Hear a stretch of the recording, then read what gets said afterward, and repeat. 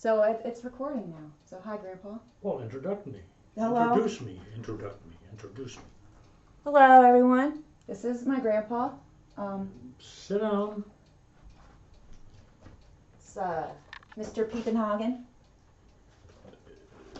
Is that his whole name? Ulrich No. Piepenhagen. Ulrich Guenther Piepenhagen. Being the firstborn of 5 boys, I have Ulrich is my surname. Guenther is my dad's first name. Paul is his dad's first name. And Piepenhagen is the family name. Now that's only for the firstborn, okay? Oh. And that is in, let me show you.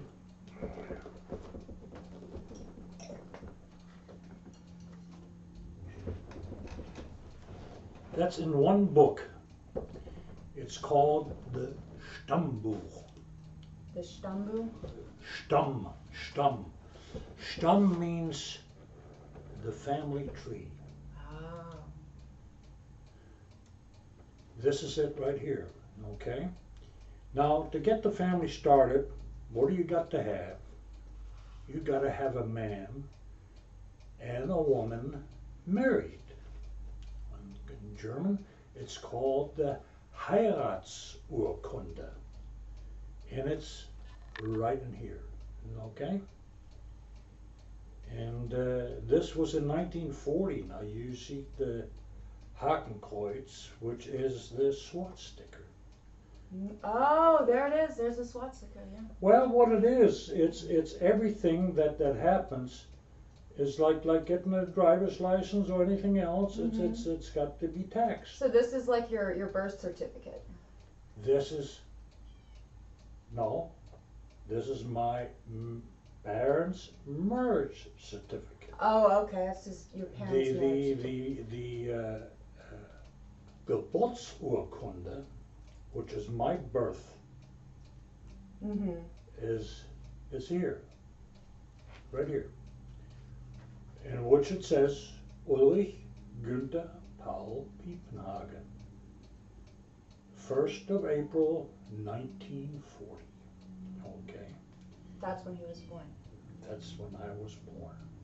So in Berlin. He was born in Berlin in 1940. In Berlin, I was born in the suburbs where the better off people.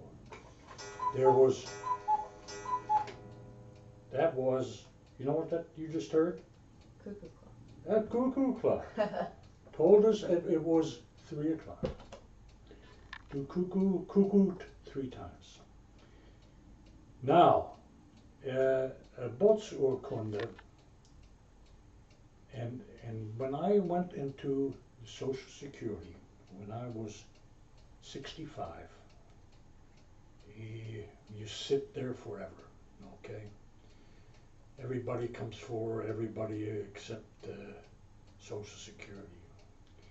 And so they finally called me, and never, of course, got the name right. Didn't even try. See, in other countries, the most important thing is the family name.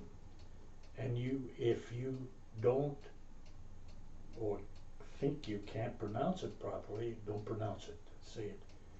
I might have some difficulty with your name. Could you help me, please? Oh, yeah. I've seen professors do that sometimes. But slow and try to make it as simple. Because I know how important your name is, okay? So this was 1940. Parents got married in 1939. And in Germany back in those days, and I don't know if it's still the case, they get, when both the husband and the wife are employed, in other words, they're prepared to marry, and they love themselves deeply, because marriage is one time. because it's the marriage. They're in love, really in love, not in heat, not in opportunity or whatever. It's time come at 19, they're 30 years old. They're both mature. They both know what they want, and they are in love. So now I was the first one, and that's the ship's clock. And that's the kind of clock that's aboard a ship. Oh, okay. Because the time is different aboard ship. It's made for aboard ship. Somebody needs to man all the stations, and they have watches in the fire room. In other words, what makes the boilers, what makes the ship go. Mm-hmm. On the bridge, what steers the ship, and so on. But so my brother was born in 1942, 26th of February 1942. Then came the Jochen. Where are you at, Jochen? Hans Christian, that's Hans Christian Hermann Piepenhagen. Mm. Jochen was born in 43. Now the war was in full swing. There was no medicine available for the babies to get their shots.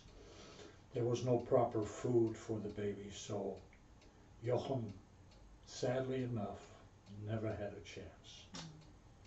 He died in 45. That's when the Russians came. And there's a page in back of the book called Sterburkunde. Sterburkunde. Sterb means death. Oh. Death.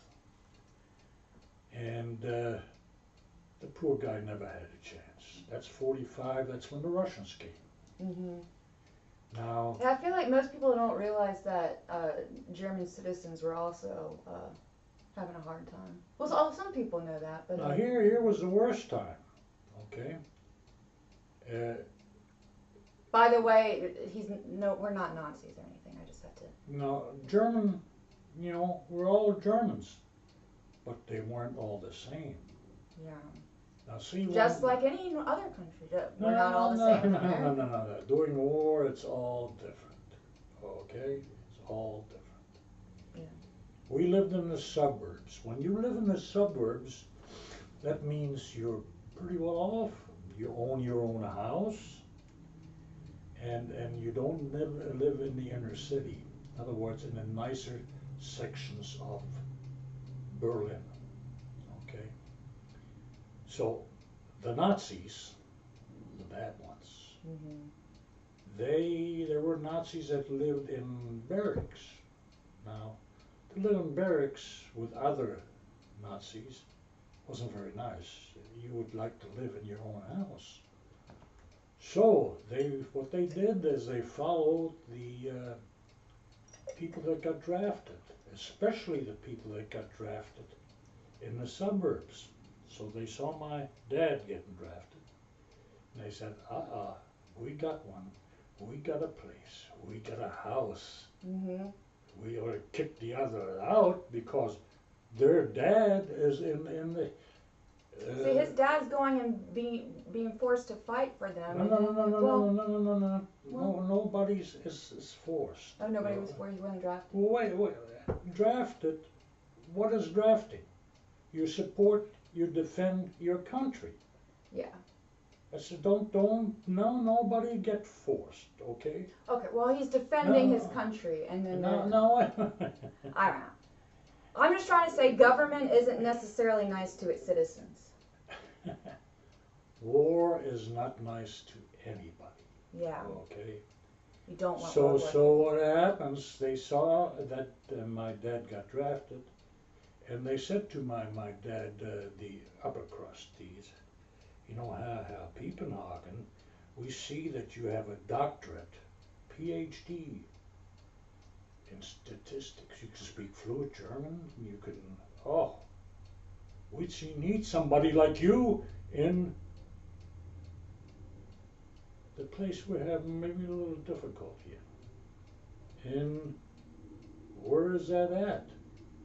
In Russia. Always Russia. Oh, my dad says, you know, Russia in the winter gets very cold. And in the summer, we're not ready for the winter, okay? So, why don't you put me in the Wehrmacht with the average soldier, you know? I don't want to show anybody up. So, the biggest reason he didn't want to go, because he knew he wasn't gonna come back. Yeah. That's why. But being a good German he was. So he went to Italy in 1943. So that same year he was captured by the Americans, and he went on a freighter and he went to America in Fort Meade in Maryland. And my dad was a very impressive, educated person. Once you've met my dad, you couldn't forget him. He was special. And he met somebody over there, Mr. Hackett, who was a principal of a high school. And he helped my dad, he sponsored my dad to come to the States. Now my dad didn't come back till 48. Come back to Berlin.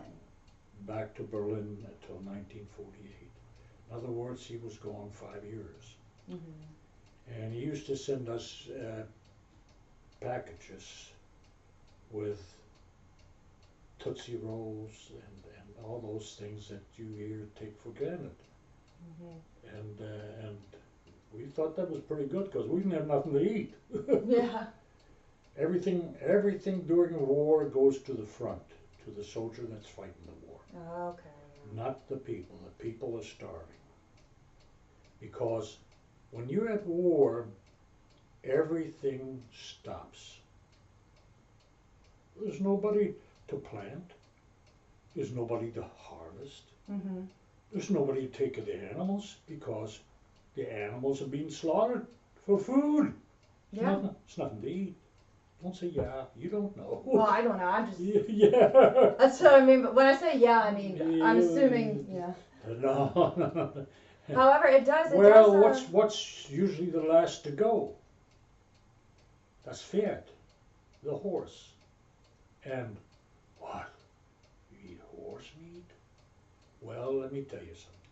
When you're hungry, really hungry, horse meat with the right kind of spices is not bad. Especially if you're hungry. Oh yeah, I bet anything That's tastes good right. when you're hungry. And you know, one of the meals that we used to eat on Sundays was tongue. Tongue? We eat tongue from the cow. I thought that was like a delicacy or something. Well, it's something that was eaten by the Juden, by the Jews. Oh yeah. Because the Jews do not eat what? Pork. Pork. Okay. Well, pork was already gone. So, and most of the Jews weren't in Germany anymore, or were in Germany, but at the wrong places. Yeah. And sadly, or people thought they knew what was going on, but they didn't know what was going on. So people really weren't aware of like the concentration camps. Well, they. Or did they kind of know, but they just. No. How can anybody in their right mind know that people were being gassed, people were being burned to death, being gassed to death. You know, that something like that would help in Germany. So something like that though can go on without with the whole entire group of citizens not Well, really being aware, or it has happened before. No, nothing like that. But Stalin was doing the same thing, and he was. Oh yeah. Oh yeah. I don't know as much about Stalin because they don't teach us as much about Stalin in Well, high school. They ought to. Well, they want us. It's much the liberals. They want us to be commies. Because Just joking. I don't really know. see, people don't understand things. Say communism. Communism. You know what communism does? Communism guarantees everybody employment. Everybody. Everybody is employed. I'm not a communist, but Everybody is employed. And there are special stores that items that everybody needs, like butter, eggs, flour, bread, is at a lower price. Okay? So, communism isn't all bad. Now, what's happened now in Russia, Russia no longer is communist, okay? It is capitalist. Now, do you know, and this is a true statement, that there's more millionaires, there's more billionaires in Russia than any place else on the world. yeah, I didn't know that. That's a true fact. Even in Sudan, all the places where all the oil is, no, Russia is much richer. Is what it is. Mm-hmm. And the people, the Russian people are guaranteed nothing. Mm-hmm. See, the other part of communism, everything is nationalized. What does it mean, everything is nationalized? An example, Cuba, okay? When I was in high school in 1958, okay? In 1958, when Castro took over Cuba, Batista was the man in charge then, and he was, I don't know what would happen to him. I think he departed. So,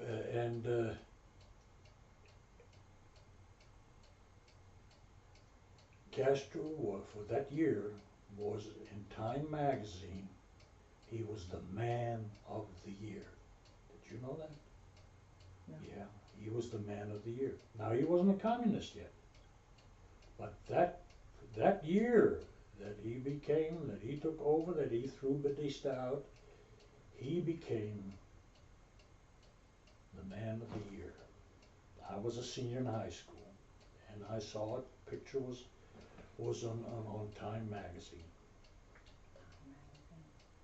Well, you know Time magazine. Oh yeah, I know Time magazine. The nicest magazine is Life magazine. You know Life magazine? Actually. It's basically photography. It's photographers. Okay. Very nice. So, where are we at? Well, we were talking about, oh yeah, I was asking if how. What? I'm just curious how a government, or how it gets to a point where a government is able to round up a whole bunch of people, a group of people like Jews or something, and, send them off. Like, how does that, because you don't want to happen, that type of thing to happen again, or at least in America, So, like, how, It's still what are happening. the warning signs? It's still happening Still happening? in other countries. Oh, yeah, in yeah. Africa and Oh, terrible things go on there. well, Well, everywhere terrible things go on, but it's But at least in America, I Here, guess. let me explain how things Or like westernized. No, let me explain how things like this happen. The United States went through it in 1929 when the crack market crashed. Mhm. Remember? Yeah. Nothing was nothing. Okay? Yeah. Okay. Well, the thing happened in Germany. It wasn't worth anything. People were unemployed. Mhm. So there was a person waiting his opportunity. Oh yeah, Hitler came and was. Well, that wasn't that simple. Wasn't that Yeah. simple? Wasn't that simple? Wasn't that simple? No, no, no, no, no. He had to wait the opportunity. He had to go and then go to jail and write Mein Kampf, My Fight, Mein Kampf, his book. Oh, that's what that means. Yeah, that's what that means. Okay. And he was in, he was out, and he just had to wait for his opportunity because the person that was in charge was the one that was in charge during the First World War. His name escapes me right now. Well, anyway, he was waiting his time, and his time came. Mhm. And people needed to be employed. Okay. Mhm. People needed to be proud of their country. And when you're hungry, you're not very proud of anything. You're just, your stomach growls, your kids' stomach growls, and at the time, you know, you don't much care what you produce. Mhm. You don't care you're building tanks and guns and whatever else, Yeah. but you're not hungry anymore. Or I guess a And concentration camp. and Hitler he built the Autobahn. The what? Autobahn, which is the best street system that ever was made. Street system? Yeah, no potholes, no nothing. There's 4 lanes. The far left lane you can go as fast as your car will go, and there's no potholes. There's nothing. It's the most beautiful street you would ever. I traveled in it when I was last my visit. 100 Volkswagen, 110 miles an hour, and then you didn't think you were going that fast, but oh, it's beautiful. Oh Absolutely. No, no, no, no. you you yeah. you can't believe it. I mean, it was so nice. I'll have to try it out. And Eisenhower says, you know, we need something like this here in the States. So that's how the interstate, yeah. Okay, I feel like I have heard a little bit of But this story. nobody. You got to put money in it. Yeah. Well, how were they built? They were built by prisoners. Oh. Yeah, people didn't care who built them as long as they could build. Hey, yeah. Yeah. It still applies today as long as you've got the roads.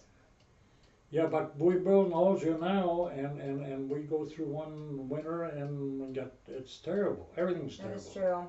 And Apparently, from what I've read, it's not even that bad here in Norfolk compared to some other places. It doesn't have to be that way. It's all about money. Mhm. Produce something that costs maybe a little less, but lasts a lot less.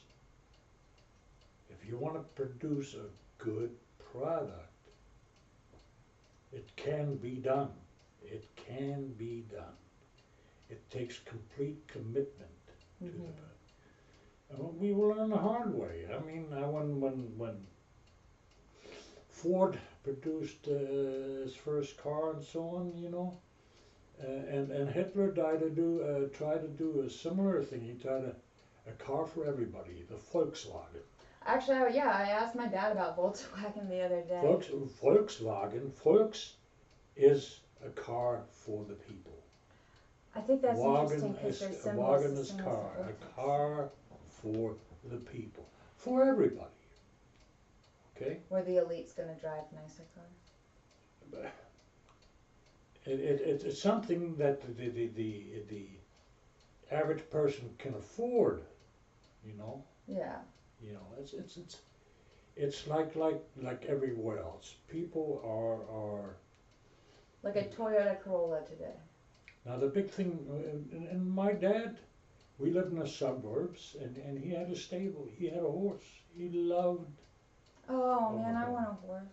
And my Peter Guenther, my mother's sister, uh, her husband was on the Russian front, and he didn't come back. Mm.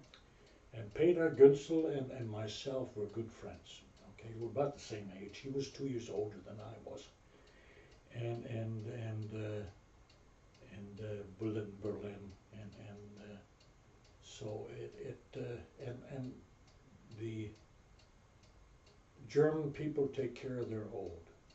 They take care of Unlike us Americans. Some of us take care of our old. no. We aren't. Housing, medicine, everything. Okay. My mother, when she was here, my dad had a tough time getting a job here. With a PhD, but he was a German. He finally after 3 heart attacks, 4 heart attacks, he was doing work which he had. He had 4 heart attacks? Oh yeah. Well, he had 1 heart attack when I was in the process of being sent to Vietnam. He didn't think I was going to come back. Yeah. I Yeah. don't blame him. Well, nobody had any idea what Vietnam was all about. Yeah. No, I still don't really have time. no. They stopped teaching us stuff after World War II. And You don't because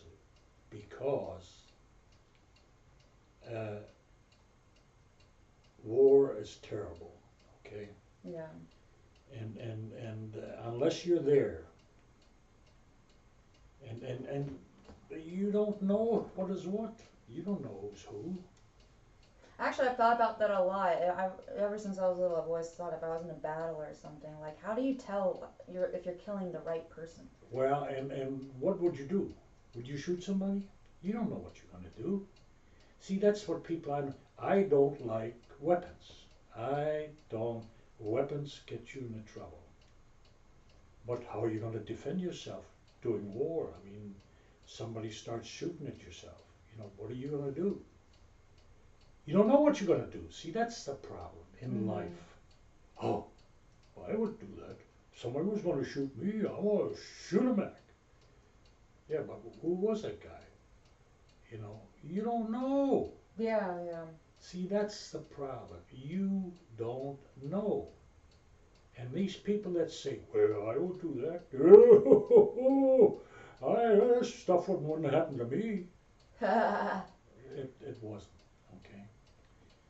And people that say those things and talk without thinking, they have no idea what they would do. Yeah. They wouldn't. No, I believe that, yeah. So here I was in the Social Security office. I finally, after many hours, Mr. Piepenhagen, of course, to pronounce it properly. Something came out. First thing I want to see your birth certificate. What?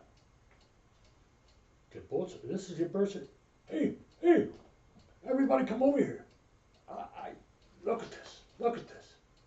This is a German birth certificate. In 1940, when Adolf was there, you see there's a swastika. Those are tax stamps. You know, just like here, when you get born, you know, you get taxed. Everything gets taxed. Because something's got to run the country.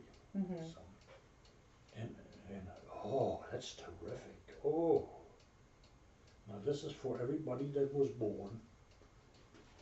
You know, when when Hitler was, and Jochen, he didn't make it. He was born in 43, and this was after the war. My dad came back from prisoner of war. So And, when did you go to America or come you know, in? when my dad came back in 48, he saw how things were, and he says, you know what, there's no future for us here. So when my dad was here in Fort Meade and met Mr. Hackett, he sponsored us. You had to be sponsored to come in the United States, okay? Okay. Now, in other words, somebody had said, okay, I sponsor these people to come over to the United States, and I'm responsible for them, okay? Why did they get rid of that? Why did we? There's always been something where somebody had to say, when I joined the Navy, I had, I feel like part of our problem with immigration is we don't have any vetting process. no, I say, oh, take too many people, they ain't got time, that's crap. That's crap.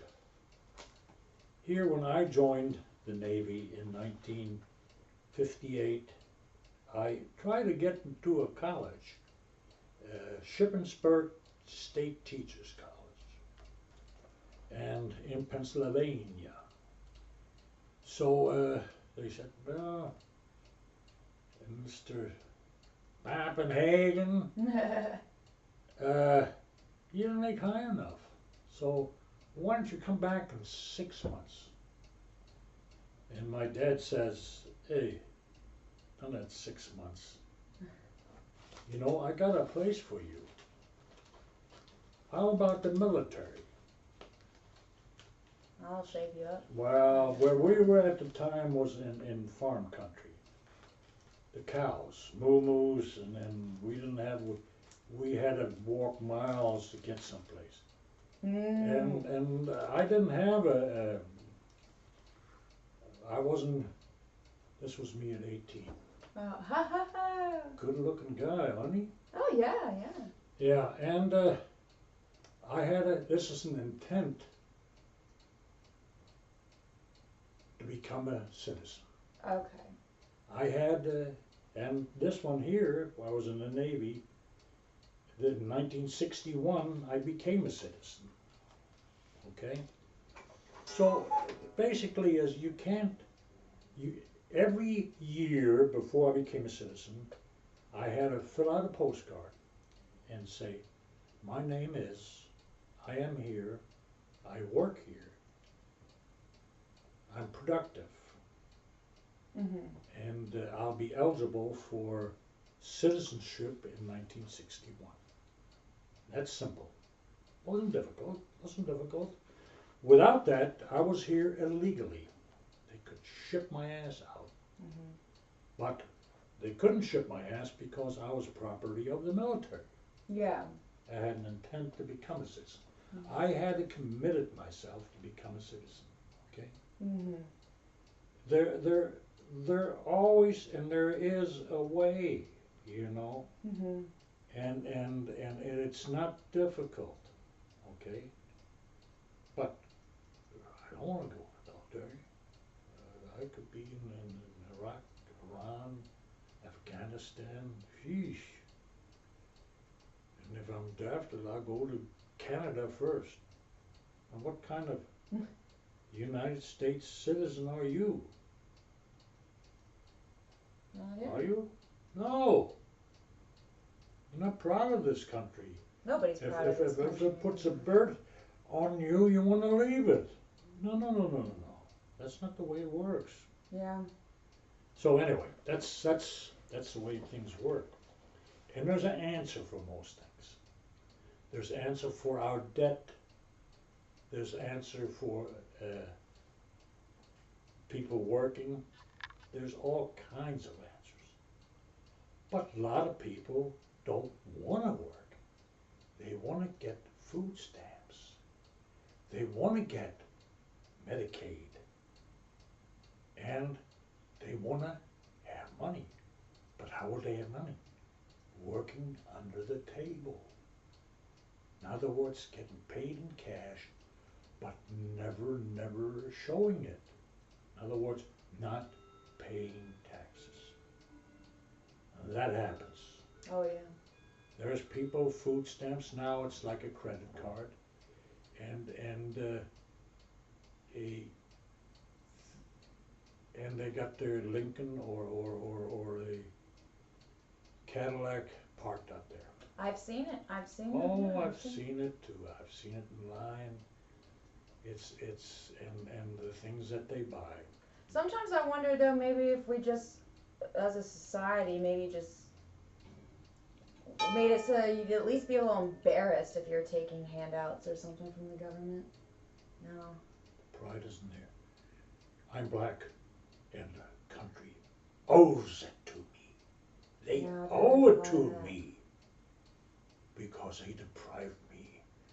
Oh no, After they didn't. whoa. People deprived They people. they justified it. There are just too many people making things like KKK and so on. They utilize those situations. Oh yeah. Same way with the situation that happened in University of Virginia. You know, everybody was doing the wrong thing. And every time there is an opportunity, they'll jump right up on the wagon and the country owes us this, and the country owes. The opportunities are there. Mhm. And the key to success is education. Education.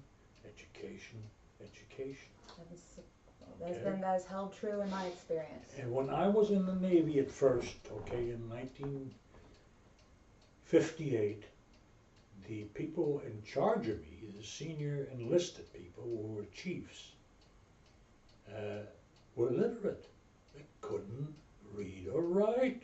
They were in charge of me. And you had to have an evaluation every 6 months or every year, whatever the time was at the time. And the chief says, you know what, why don't you put down what you accomplished? And I put accomplished, I did all these. A year is a long time, and you forget what you do in a year, okay? And for the first 5-6 years, I was on the same ship, and you gotta make. I can remember day like it was yesterday. January 19th, 1958. I just got out of boot camp.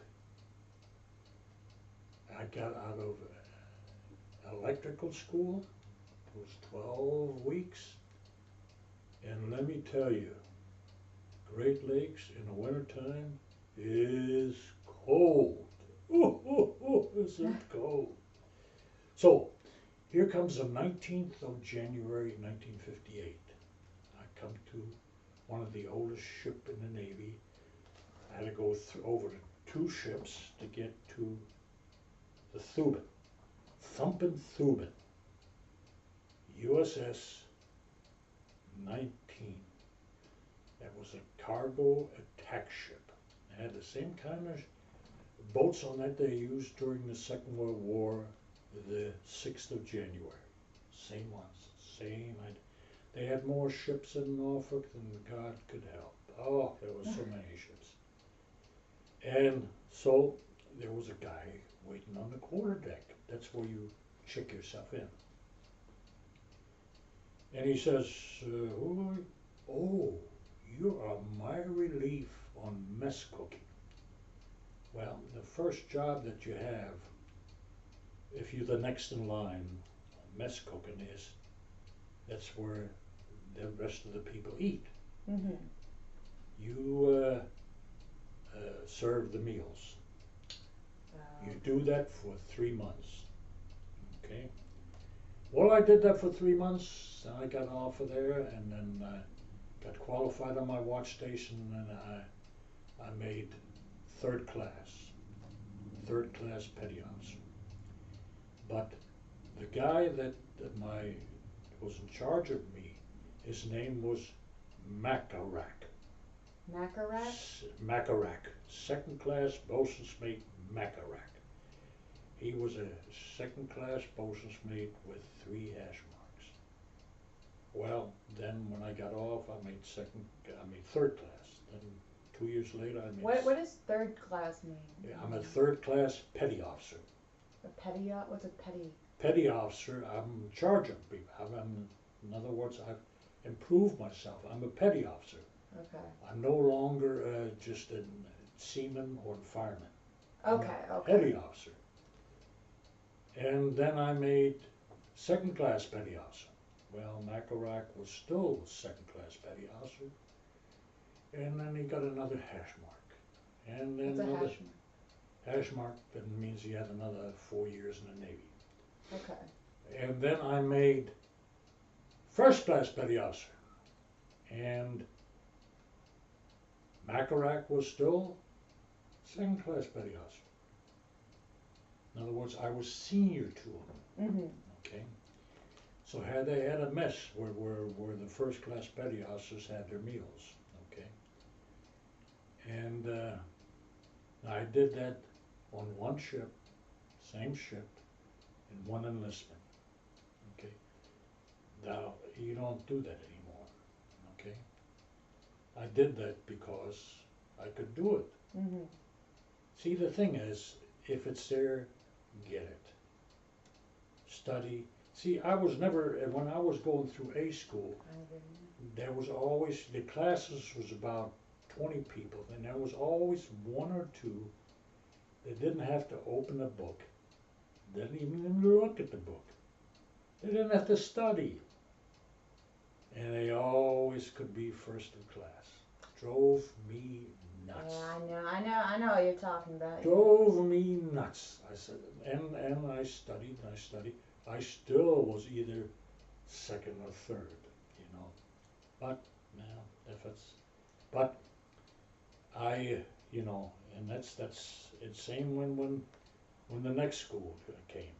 So, but that's the way it went. Yeah. It is. So that was my first ship. And when I was on that first ship, a lot of interesting things happened. It was from 1958 to 1963. What year did we enter Vietnam?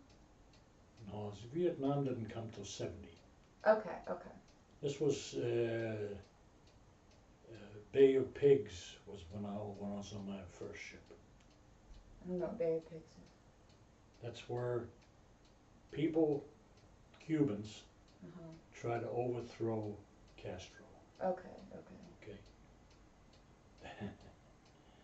Castro was the master okay. about guerrilla warfare. Mm-hmm. That's how he overthrew the person that was in charge, and when he took charge. Mm-hmm. Okay. And these guys never had a chance. We're the only ship there. They came by 3 ships, LCMs. All their stuff was on these 3 ships. They never even got a chance to offload it. Nothing.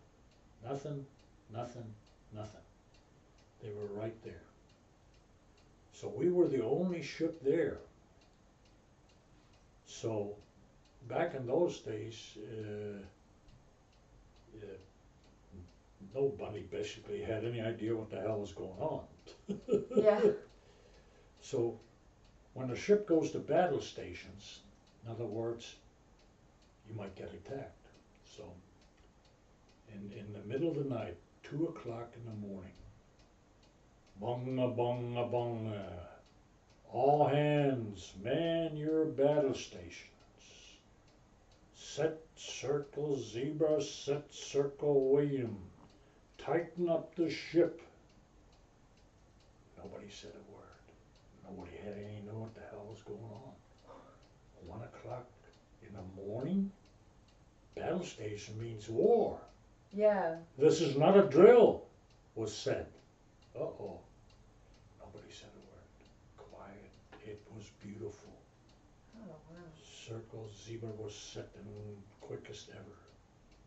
Circle William protected against atomic warfare was set. Or biological warfare was set. Quiet. Still didn't know what the hell was going on. Then USS Thuban was painted over. In other words, nobody knew who we were. Okay. They couldn't see who we were. So they didn't know if you're. No, we were gray ghost. Okay. We were battleship gray. On the front, AKA 19 was painted over. USS Thuban in the stern of the ship. Rear end was painted over. On the O2 level were 20 millimeter machine guns were placed in case we were attacked. And we steamed. In other words, we were on the way, got away from the beach. And because we couldn't do nothing for the ones that landed, you know, they were captured. They were? Oh, of course. Who was going to help them? We were not going to help them. Yeah. We had no authority to help them. So, you know, that's what happened in that case. Yeah. Now that's secret. I don't know if it's still secret. So y'all left them there to. We didn't know who was there. Yeah. And they kept that secret just. That was Cubans trying to take back Cuba for them. Yeah. Castro was a communist by this time. Okay. Okay, I feel I'm a little ignorant with all this particular. So were y'all there to help Castro? We were there. You were just there. That's right. What was our purpose there? Just to watch? You gotta understand, electronics, communication back in those days wasn't there. Yeah. Okay? We didn't know. Yeah, Nobody knew what was going on. Yeah. What do you think? We're going to go on the beach and get shot and find out what was going on? We did what we do and we steamed away, got away from it. Yeah. Those people were captured. We couldn't do anything for them. How many people were captured? Who knows?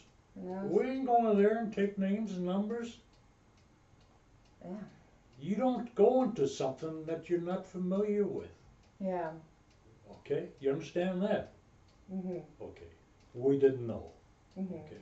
We weren't going to find out. Mhm. We're going to get out of there and make sure that nobody could identify ourselves. Mhm. Okay. That was before the times of helos. What's helo? Helicopters. Oh, helicopters. Okay. You understand that? Mhm. So. So that's the way things are, you know. Yeah. Things have changed so quickly and so drastically. Mhm. Okay, Oh yeah, I bet. now back when I made first class petty officer, that means I was in charge of all the enlisted. Okay. The trouble was the first class got drunk.